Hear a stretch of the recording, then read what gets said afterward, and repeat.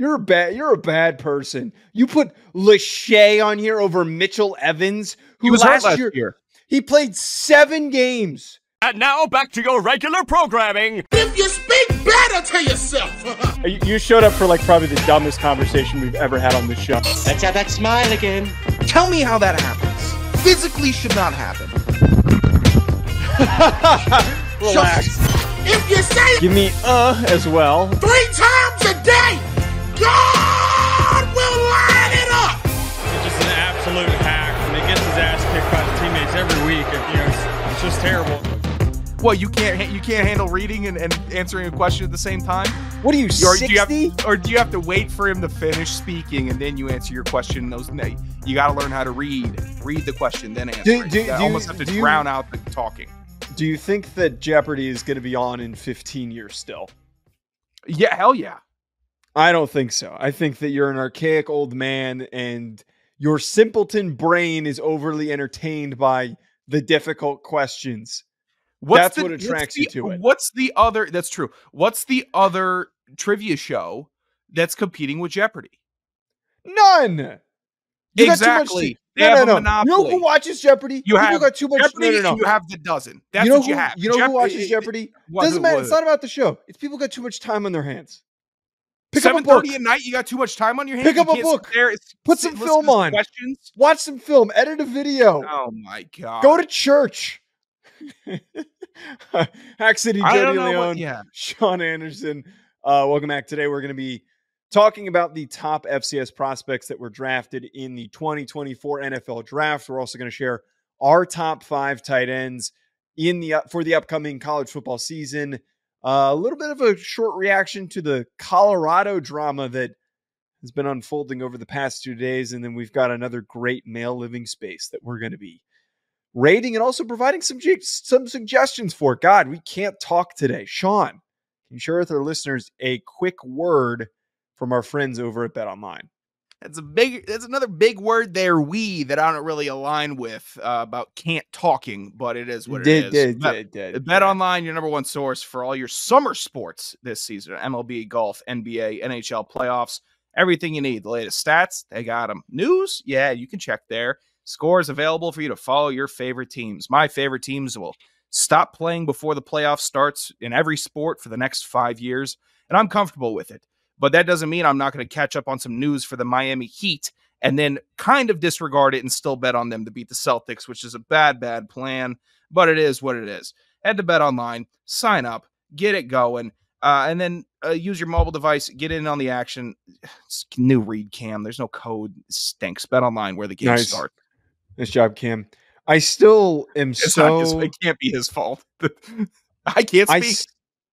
I still can't believe that after the whole saga of you interacting with him, us making fun of him on the show, him texting us after making fun of him on the show, he won. He dunked on you harder than anything that he could. What he did to you was an unjust act. And I, of course, am referring to taking a picture of the two of you and referring to you as my fans love me. I still can't believe you let him get away with that. He posted that on his Instagram like you were a random person who went up to him and recognized him. And you let him get away with that. First of all, I still can't believe you let that happen. I tweeted out the photo first, giving a shout out to him. And if you wanted to double back on that, that's fine, because occasionally I'll throw on a Cam Rogers impression, which I don't know how he receives it. I've commented on his head size and shape. If he wants to comment back and call me a fan, I can take it. I am a fan of Cam Rogers. I think I will be a lifelong fan of his. And no matter how weird it gets. Oh, you shut up. Give me a break. After that draft stream and see your dynamic up close with Blake and Ryan, you know what? In the hotel room, someone's sitting in the chair. It's not them. It's you. What is this? Relax. Settle down over there. All right. I want to start with the NFL draft prospects for this past year that were selected in the NFL draft. Not as exciting of a class as we usually have. There wasn't really any premier players. There was no Trey Lance. There was no Dylan Radins. There was no Spencer Brown. There's no Cole Strange. But we still had on pace for the typical average that we have. I think the number is 10 prospects per year that we typically see from the FCS. And that is very wide ranging because I think there's some years where it's single digits, like really, really low down. There's some years where we'll have some blooming numbers, but 11 is pretty realistic for what we'll typically get. Of the notable 11 guys that were taken, Kiram Agamdaji from Yale, Jalix Hunt from Houston Christian, the edge rusher, offensive lineman, Mason McCormick from South Dakota State, Isaiah Davis, running back from South Dakota State, Christian Boyd, defensive tackle from Northern Iowa, Dylan Lauby from New Hampshire, the running back, Ryan Flournoy, wide receiver from Southeastern Missouri State, cornerback, Miles Harden from South Dakota, Levi Drake Rodriguez from Texas A&M Commerce, Josiah Ezram from Eastern Kentucky, offensive lineman, and then CJ Hansen, OL from Holy Cross. Of these guys, who's like the one that stands out to you the most? Agamdeji was probably the most obvious one, just quickly for me, and then Davis, happy that he ends up with the Jets. Yeah, it's got to be Jalix Hunt, right? Just getting dropped right into Philly with all those talented vets to learn from. And he's just got, before he was selected, I'm saying, who's going to take him? Where would he fit? And you're kind of looking through the teams, who really maximizes explosive edges and outside linebackers that can make an impact. And you start working through, Bucks are okay, Steelers are okay, and then, Philly, look who drafted him. That makes sense. It's a makes sense pick for me, for Hunt to go in, develop, get better, start seeing NFL offenses quicker, and contribute. I think he's going to be one of the earliest contributors out of this FCS group. Amagaji, probably going to be rotating, could be a swing guy. I bet he learns all the positions on the offensive line if he hasn't already. And then, gosh, how do you not get excited for Dylan Lauby? However you Lauby, he was on the first team. We confirmed it's pronounced Lauby. He is exciting. I wish he didn't go to Vegas necessarily, because I think they're a bit of a calamity at the point on offense. But for the most part, wow, yeah, that's a dude I thought might have gotten taken a round higher, but he's going to, I think, remain on a team or bounce around until someone knows how to use him. I mean, it's almost a stereotype at this point, but like the Patriots, that's a dude that they would use like crazy under Bill. But it's a new regime, so he'll bounce around and he'll find a team that'll work out. Yeah, 49ers, man. I'm surprised he didn't end up with the 49ers. No, I'm obviously joking. Jalix Hunt was one that I was super excited about. One that I think deserves more recognition is Christian Boyd, who ended up with the Saints, the defensive tackle. He did not get a Senior Bowl invite. He did not get a Combine invite. Ryan Roberts, who does the first team with me, has been a big advocate for Boyd, and physical guy, a little bit of burst that you don't really necessarily expect from a Northern Iowa player. But as we know, these guys are all really freaking good athletes. And I think that if there's anyone on here that just goes unexpectedly into becoming a impactful starter for one of these teams, maybe not impactful, but starting player that we're discussing on a week-to-week basis as an important piece on a defense, I could totally see it being Christian Boyd. But the rest of the class is pretty strong. I'm surprised. One that surprised me was no Jalen Coker, the Holy Cross receiver, that he wasn't drafted. I thought that he for sure was going to get selected over his teammate CJ Hansen. I thought both the South Dakota State big meaties were going to get drafted, but I guess Greenfield's going to have to keep on chopping wood. But Mason McCormick, Pittsburgh, it really doesn't make that makes tremendous sense to me. Then Isaiah Davis of the Jets. The Jets use all their running backs. Last year they used every running back that they had. They also took Braylon Allen too. So this is a deep ass group that they're gonna be working with. They had a lot of injury and turnover last year in that running back room, so it makes sense for them to want to solidify. And every NFL team is gonna end of the rounds, late day 3. We're looking for some O-line depth. whether it's just for camp, whether it's just for maybe you continue, maybe you keep going. We need the depth. And FCS guys, they provide pretty good depth. I mean, on the Tampa, when they made their Super Bowl run in 2020, I think they had like two JMU guys when JMU was still in the FCS, two JMU offensive linemen like in their top 6, constantly rotating in or starters. So FCS offensive linemen are valuable in the NFL. All right, Sean, let's talk about the top tight ends in the upcoming year for college football, guys that we are excited to see, that we think are going to be some of the best playmakers in the country. I think this tight end group is going to be a little bit more exciting than last year's because it was Brock Bowers, it was Jatavian Sanders, and then it was a lot of who's who. I think there's going to be a little bit more name recognition for this list that we're going to be sharing today. I'm going to start us off with my number 5, Tyler Warren from Penn State. Last year, he had 34 receptions for 422 yards and 7 touchdowns. His teammate Theo Johnson was selected by the New York Giants in the 2024 NFL Draft, and I think that Tyler Warren is a more gifted player than his teammate Theo Johnson. Now, Theo Johnson was the better athlete, but I think that Tyler Warren is the more well-rounded, better football player that brings more of a tangible impact on a snap-to-snap basis. Warren, for me, I think that now that Theo Johnson is gone, is going to take an even bigger step forward, and Drew Allar is going to continue to develop a really good relationship with him. As we know, Penn State churns out tight ends, and I think that Tyler Warren, he's due up. He was the second guy last year, and now he's going to be due up as the primary target in this tight end room. I like that you brought up a program that churns out tight ends. I do not have Warren on my top 5, but my number 5 comes from a program that does. Luke Lachey from Iowa. What? How many? What? He's an Iowa tight end. I think he's going to be top 5 this year. I'm putting stake in Iowa tight ends. And you can rub your eyes, you can pinch your nose. He was Eric All's backup last year.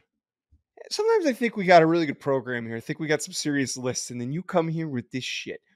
How many yards did he have last year? He was Eric All's backup. You can't just name you can't just go about Iowa tight end. Here's the next one. Oh, yes, I can. The program is called Hack City and not the first team. And I can say Luke Lachey. What was his production last year? Iowa tight end. That was his production. Their offense was god-awful, garbage, bad. No one's going to say anything. Go ahead, look up what you need to look up, do what you need to do. I like him. I watched his film. When he caught the ball, I like that his first move was upwards and towards the goal line. That's what I enjoyed about his game. He had 10 receptions for 131 yards. And they kept going north. I like him. I think he's a little bit springy in the knees and the ankles, too. I'm excited for him this year.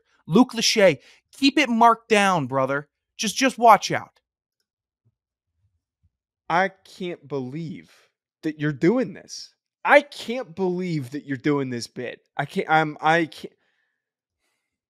You need God. You need God. Who? I guess he's not on your list. No, he played 3 games. How do I make a pick by somebody who played 3 games? No, because they know how to coach tight ends at Iowa. Tight end university. I'm going to put stock into it. You know what? You're a day trader. I like the blue chip stuff. That's how we're doing it. All right. You can take your get rich quick penny stock guys. That's cool. I'm riding with my Amazon over here that puts out tight end after tight end after tight end. And they're all Pro Bowlers. It's like Stanford in 2012 to 2015. We don't helmet scout on this program, Sean. My number 4 was Bryson Nesbitt from UNC. Last year, he had 41 receptions for 585 yards and 5 touchdowns. He was one of Drake May's favorite targets. 2 years ago, I spotted him when he was the 3rd tight end at North Carolina, and you could really, really see that this kid had some juice. And I kind of wonder what happens now that Drake May is gone and the offensive production goes down a little bit, but he might be the most athletic tight end outside of Colston Loveland in the country returning. Not much of a blocker, kind of like Evan Ingram. He is going to kill you after the catch. I really think that Bryson Nesbitt is a step away from being one of the most productive tight ends in the country, which he was already last year, but getting from the 500-yard mark into like the 800-yard mark for some crazy numbers. Now, I don't like you trying to butter me up because I like Bryson Nesbitt, but I like that he's on your list. He's productive. I'm excited to see him on the Patriots in next season. Why not pair those two up back together? Patriots love rotating tight ends in there with their quarterbacks. He was my number 2 tight end. Oh, wow. I love his after the catch stuff. I love that he can break away from a linebacker that's taking him lightly. A lazy linebacker will get punished all game by Bryson Nesbitt. You can't guard me on the seam and you're taking me lightly on the out route. You're going to get punished. And if safety's coming down, I'm Bryson Nesbitt. I'm big. I'm tall. I'm a tight end. I'm not worried. I'm cool. I like Bryson Nesbitt. I'm glad you have him on your list. I will give my number 4 now. Hopefully this one causes less controversy. It will if I say the name Brant Kuithe, are you going to get upset with me? Wait, you're talking about Brant Kuithe, right? The Utah tight end. I thought you just made up another guy. You're talking about no. Brant Kuithe. I heard that when I was watching his film. Announcer said, "There's Kuithe." It's Kuithe, really? Yes. Wait, hold on. This is my yearly call to action to SIDs. Put the phonetic pronunciation on the kid's goddamn bio. Not all of us are sitting in the press box. We don't all have the game day programs. Put the pronunciation in the goddamn on his bio. Sorry. Continue. You know what's tough for me, actually? Once I actually see the written out pronunciation, it scrambles the whole word up in my name in my head even worse. So I know it would be like an E with a hard line on top of it, or like a capital E if it needed to, but my pronunciation writing was Keethee. And that's not how it would show up. And I would not have said it the same way if that's how I read it in an SID manual. I give you credit for looking it up, though. I will give you credit for that. He's solid. He's got some shake and some wiggle for a tight end. Surprising shake and wiggle. It's kind of quirked up when he gets the ball in his hands. He's a Utah tight end, so that's a bit of a recency effect because they've been slowly climbing that Yodeler mountain to tight end university. They keep on putting out really good, solid dudes. Man, solid hands, sure hands. I got to stop saying solid as much. He's sure-handed, and if you're a defensive back, you need to tackle low because if you think you're just going to push him out of bounds, you're going to be running out of bounds and turning around and seeing him go towards the pylon, which he does. So, yeah, he's in my top 5 for sure. Brant Kuithe, Utah. Kuithe did not make my list just purely because he didn't play last year. He was hurt last year. He was unavailable. A lot of these tight ends last year on this that are returning were hurt last year. A lot of them were hurt. He didn't play any snaps. Some of the other guys that we're talking about were hurt and still contributed for part of the season. So we kind of got that glimpse and understanding of, okay, this guy is still the same guy. I think Kuithe's certainly in a top 10. I don't like ranking guys in anything if they didn't play at all the previous year. Like I just need a glimpse, man. I just need a glimpse, and I can see you got to be able to see the vision. Number 3 for me was Ben. It's either Ben or Benjamin. Benjamin Urasek. I went Benjamin. Okay. That's what it consistently is. Benjamin Urasek, who transferred from Stanford to Georgia in 6 games last year. He had 239 yards and a touchdown. He has been one of these guys that has been so frustrating to follow because the teams that he's played on have not known at all how to use him. When he was playing under David Shaw, they were running the football, and you could tell that they were asking him to play the inline block down on a defensive end type of a tight end role, and sometimes he would catch the ball. And when he did, he would really, really shine. And then this last year, he got banged up and was starting to be utilized more in line with what we're used to seeing in a more potent offense. I think that him landing at Georgia and taking over Brock Bowers' role and having Oscar Delp to play off of is going to help him emerge yet again as one of the top tight ends in the country. He's special, man. He can move, but he just has to stay on the field and needs to get the touches that he deserves. He was my number 3 tight end as well. Moving over to Georgia is it's very important for him, I would say, to be catching the ball from Carson Beck. could be a massive duo this next season. Carson Beck really looking to bloom, blossom, shine in front of when all the eyes are on him. What do NFL scouts like, Joe? They like a quarterback that knows how to throw it to the tight end, get a safety valve, get a third down conversion. It wins games in the NFL if you can utilize that big guy. Yurcek could be that for Georgia. It's just the rich. It's not the rich getting richer. It's the smart continuing to be smart with their recruiting and getting him over there. That's how I'm starting to analyze it, because I don't think you're ever really getting richer if you're bringing in a good tight end. I think you're just making a really smart football play. So I like that. I'm now realizing the bullshit that you're on this episode. What do you mean? Can you reread? Because your 5 through 2 have been revealed, correct? Because you said Nesbitt was your number 2. Yeah, Lachey, Keithy, Yurcek, Nesbitt. You're a piece of shit, man. You're a bad person. You put Lachey on here over Mitchell Evans, who he was last hurt last year. He played 7 games, 7 more games than Keithy did, and in those 7 games, he had over 440 yards on 29 receptions and a touchdown. He was one of the most productive tight ends in that 7-game span. And if he finished the year, he would have had the most yards out of any tight end in the country, more than Brock Bowers. He was the most important offensive weapon for Notre Dame. And you said, F you, Mitchell Evans. You're not making it onto my list for whatever dog shit reason. Congrats, Mitchell Evans. He had a good one-handed catch for 20 minutes with Blake yesterday about him putting him at 3 and me. No, he put him at 4 and I had him at 2. This is some bullshit, and you know it. Why isn't he on your list? He was hurt last year. You put a guy that didn't play a single game. Give me a good reason. He's an Iowa tight end. He's going to be pro ready. I didn't ask you. I'm talking about Keithy. Keithy didn't play a single game last year. So why is it Mitchell Evans on your list? Keithy's fast and he can juke. Why is it Mitchell Evans? Just say you forgot. Just say you forgot about him. I didn't forget about him. I didn't forget about him. I started looking at these other guys. I said, oh, they're faster. They look to be a little bit leaner. Maybe they don't have that crazy sticky glove that Notre Dame has, because every Notre Dame tight end nowadays has to have some crazy one-handed catches. Mayers were better also. Mayers were better. The mental gymnastics.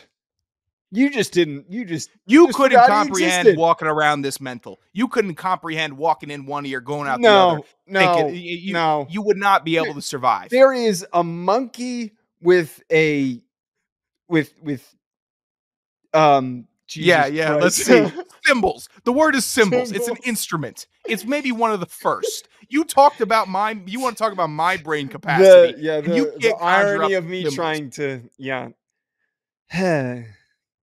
Stop. Don't think that my lists are a personal attack against you and the team that you root for. It's not a matter of it's a personal attack. It's a personal attack a piece of shit on the integrity of college football. Anyone with 2 eyes knows that Mitchell Evans is one of the best tight ends in the country. Number 1, we both have Colston Loveland. Okay. Yeah. Can we agree on that? Yes, we can. 45 receptions. Sorry, wait, let me restart that so Wyatt can cut this clip. 45 receptions last year for Colston Loveland, 649 yards, 4 touchdowns. He now is the premier guy. AJ Barner moved on to the NFL. He was primarily just a blocking guy. But Colston Loveland is one of those freaky athletes that is so hard to keep up with in space. And I'm curious to see how Sharon Moore tries to keep him as one of the focal points in this offense. I think with Alex Orji showing some inconsistencies in the spring game makes me think that Colston Loveland's production is going to go off, in the sense that whenever we have a young quarterback who doesn't have a lot of playing time under their belt, a lot of times they turn to a steady, consistent target, that being a tight end. Great current example. Kyle McCord was the dump-off option. Or sorry, not Kyle McCord. Kyle McCord's dump-off option was Cade Stover last year. Yes. It was one of the guys that he always found when things broke down, and he had a ton of huge games. So I really think that Colston Loveland is going to be the best friend of Alex Orji this season. Well, when you watch enough tight ends, you realize that Loveland is a great compilation of all the tight ends out there. And he's NFL built. He's got the frame, the speed, the catch radius, and on the field, you can see with your eyes. If you're really looking, you're really trying to look through the veil. You're like, who does he remind me of? Oh, he reminds me of an NFL tight end. That's who he reminds me of. It's great. He moves so fluidly. The way he even comes off the line looks like an NFL tight end. If he's blocking or release, or we did great in that scheme last year, his play action stuff. He was great on that. Let me sell, kick out, and then I'll bail out my dummy quarterback and I hope he can hit me in my hands. Sometimes he did. So I'm high on Loveland also. I think clear cut number one for this upcoming year out of the tight end group. All right, that's our top 5 tight ends heading into the 2024 college football season. So there has been a lot of drama building up over the course of the past few weeks around Colorado. And look, Sean, I'm going to be honest with you. I'm sick of talking about it. I'm sick of seeing it. The recent issue that had occurred is that The Athletic put out an article of a former player who had been disenfranchised, kind of talked about how he was treated on his way out. That then resulted in Shedeur Sanders, Shiloh Sanders, and DeLeone Sanders making statements on Twitter about said player. Then today, DeLeone Sanders took it a step further as he proceeded to say he's got time to respond to all the jokers. And Shiloh Sanders called Mike Farrell a bitch for his comments about them being thin-skinned. I'm just so over that this is the way that the best way that I can put it is that I don't think it's abnormal for players to be angry with being pushed out of a program. We played with a lot of guys who we had roster turnover. Not as much as this, but we had roster turnover. The starters would have said Coach Flem and the coaching staff were great. The guys that got pushed out, got their scholarships taken away, would have said that they were the worst people that they've ever met. You're going to have players that are upset. But I think what bothers me is Shedeur Sanders making a public statement when he's the starting quarterback that he doesn't remember who this player was. And that DeLeone Sanders is quote tweeting and commenting on said player's stats. Just let it move on. Let it die. I just don't love that this is how these situations are being handled. I think that I don't know necessarily what the better way to handle it is. I just don't think that this toxicity is meant to be in college football. There's a lot of breakdowns with how Colorado football has been operating within the last year. And all of it is when DeLeone Sanders was introduced, he laid out the plan. And so you have to respect that he said, I'm going to clear this team out. I'm going to bring in my guys. This team wasn't winning, and they weren't going to keep winning with these guys. This is I'm acting as DeLeone Sanders in this conversation. I'm bringing in my guys. I told everybody about it, and people didn't like it. Then we started winning, and people liked it. And then we started losing, and then it flipped on over on us. Well, one thing I think he's still doing is he's still being DeLeone. You see, he hasn't diverted from his original plan of trying to bring in the best players for his program.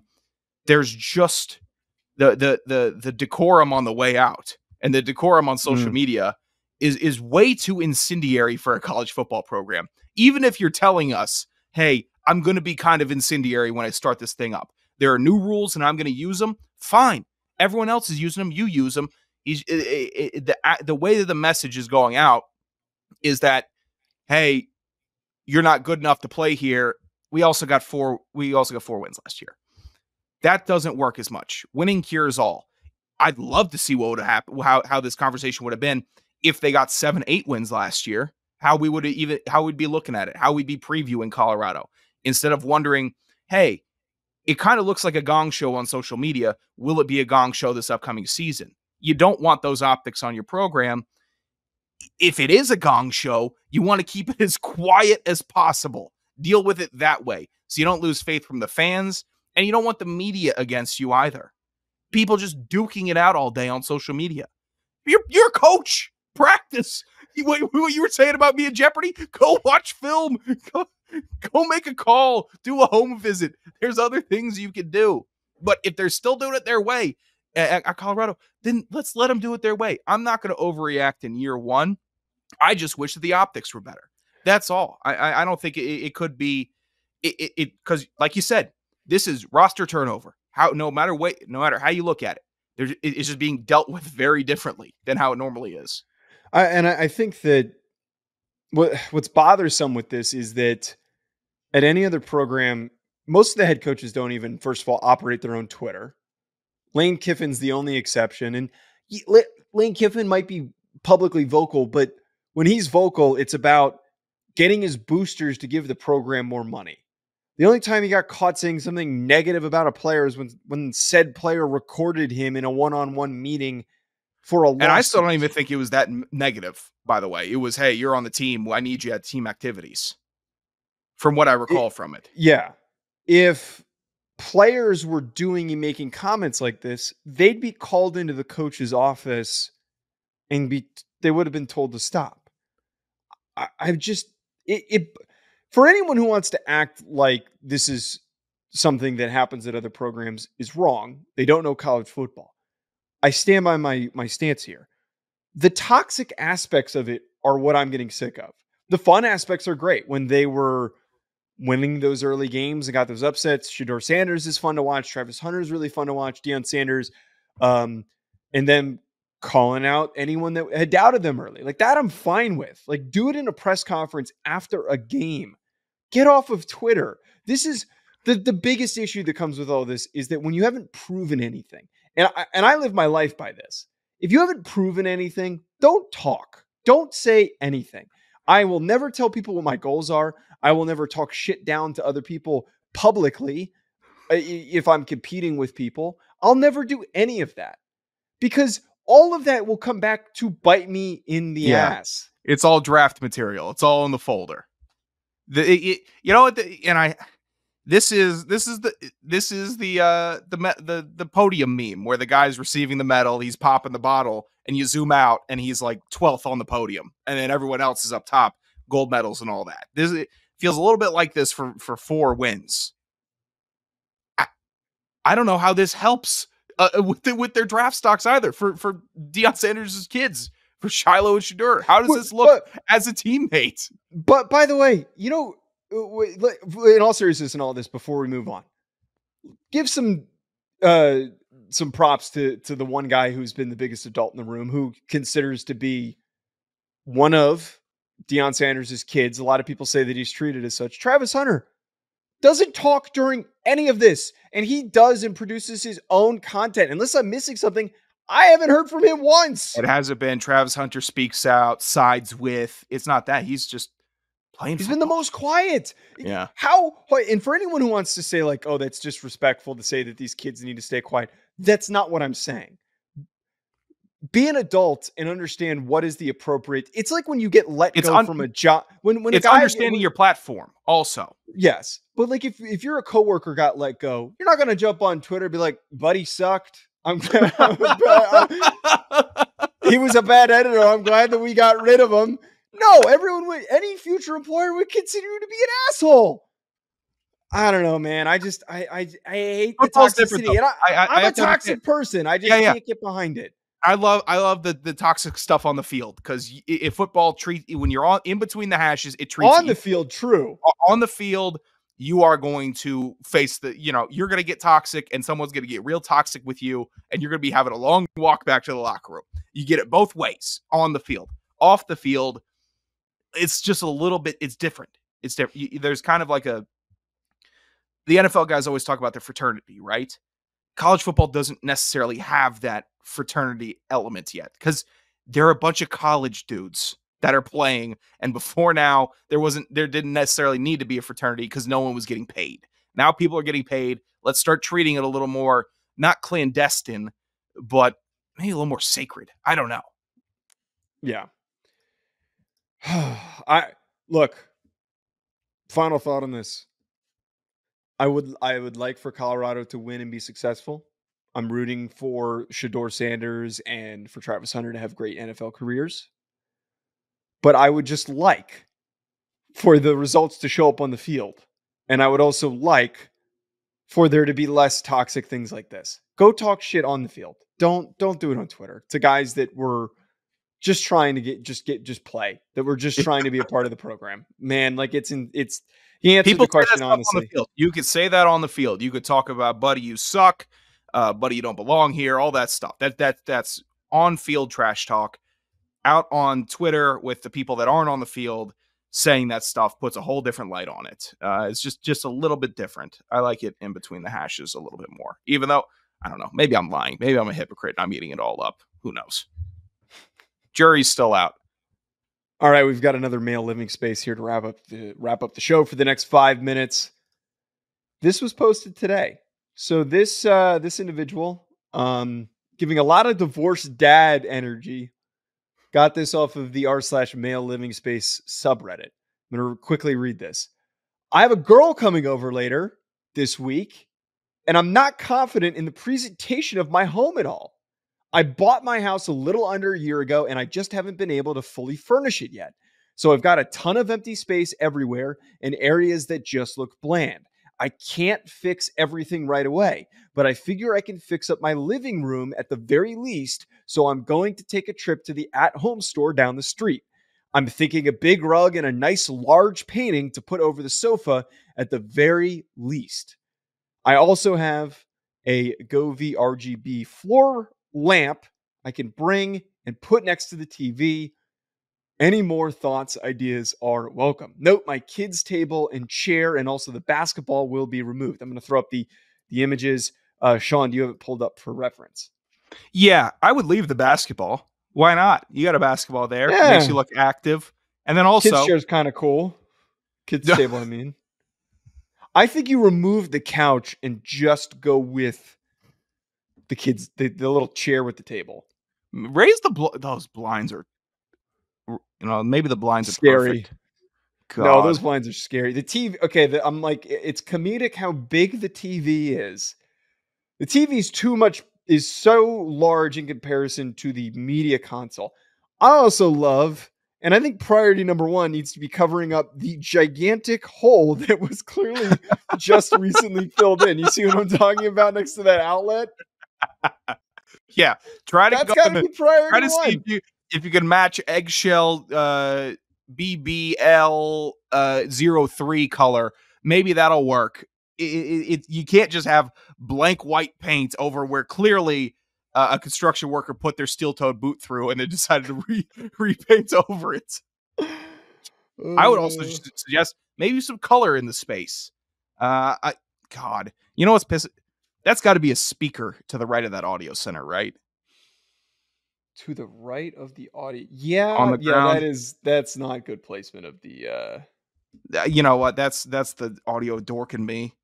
I just hate seeing it on the floor right there, and I would almost tuck it away because I've never seen personally a woman impressed by my speaker sound setup ever. Women watch TVs on small TVs with the TV speaker, and then I think they leave the little home menu up while they watch it also. So you don't need to get extravagant with your media setup if you're having a woman over. Also, this guy just moved in. Why is the media console so dusty? God, this wall also has so many marks on it.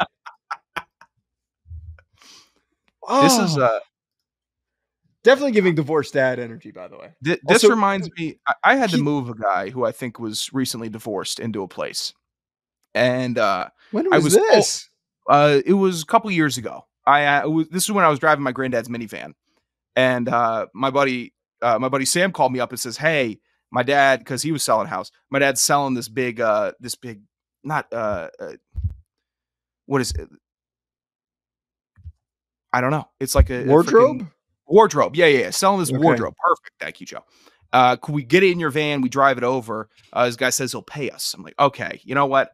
1:00 in the afternoon. I can do that. We can make this happen.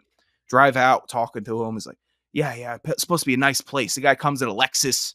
I'm like, oh, okay. Maybe he's going to pay me pretty good here. And then he's like, yeah, apparently this place is like a gated community. It's supposed to be really good. We just want to drop this. He really likes the piece. I'm like, oh, he's calling a piece too. Oh, maybe this can be a good cash day. Maybe this guy he needs something taken out and I could get paid for that too. Show up. It is such a divorced dad community needed an apartment by the end of the week. It wasn't a gate. It was a buzzer without an attendant when we pulled up, and the gate was wide open. So we drove in, we moved the wardrobe in, and I think we split $40 between the two of us, or $60. And it was a rough scene. This gentleman with the male living space doing a little bit better, but the dusty media center tells it everything. It says we need to just pick this up and move it. So that was definitely an experience I'll never forget. And I'll always be a little sympathetic to the clearly starting over male living space. First of all, by the way, this guy is definitely in his mid-30s. If he shouldn't be saying girl. He definitely has a 30-year-old woman coming over. So let's change the framing of that quickly. I think he needs to get like a LeBron poster and put it to the left of the TV. That's probably the most that I would do. I was thinking of Ben Roethlisberger fathead right behind the couch. Oh, I like that. What about like a air hockey table as the coffee table? By the way, we might have one available to us. An air hockey table for the new crib. Let's just really? TBD to be determined with that. That might be our coffee table. You want to know this in the air hockey? I'd be like a big Gundam figurine by the TV. I don't know, like it. That'd be sick. Like a 5-foot tall Gundam, fucking mecha, awesome. That'd be. The back corner could use like a cactus. I'd put a really, really big, comically large cactus, or like a pine tree. Maybe an elk's head right above the cactus, so it makes it look like the elk is enjoying the cactus. What kind of wall art would you put behind the couch? Wall out. I would do the three. I know what you know. I would do the three kind of paintings that are separated, but they're supposed to be the same one, with a big like 2D graphic samurai going across it, like the real hardcore tap out shirt vibes. That's what I would throw over that thing. Let her know, hey, yeah, I'm in my 30s and I'm not messing around. My other suggestion would be, assuming that there's not another, like, could we create like a bigger window? Like, could we just open that up? Maybe like a picture of an A-10 Warthog. That'd be awesome. Some fighter jet. Yeah. I'm really into aviation. Then she might think you're trying to be a pilot. I think that we need 5 to 6 more basketballs. I was about to say, let's get another basketball in there. To the right of the couch, like 5 to 6 of them stacked up, but not like in a bag or anything, just loose. I'd like to see an NBA game ball. I'd like to see, gym class ball all worn down. Maybe spend some money on an autograph ball. Don't frame it. Just throw it with the other basketballs on the ground. Then you're really thinking, oh, this guy, he's playing basketball a lot. Must be in shape. Must be an active man. We should put in this gap here to the right of the couch, but parallel with the far wall. I want one of those chairs that's got like the fridge in it. I think that would be cool too.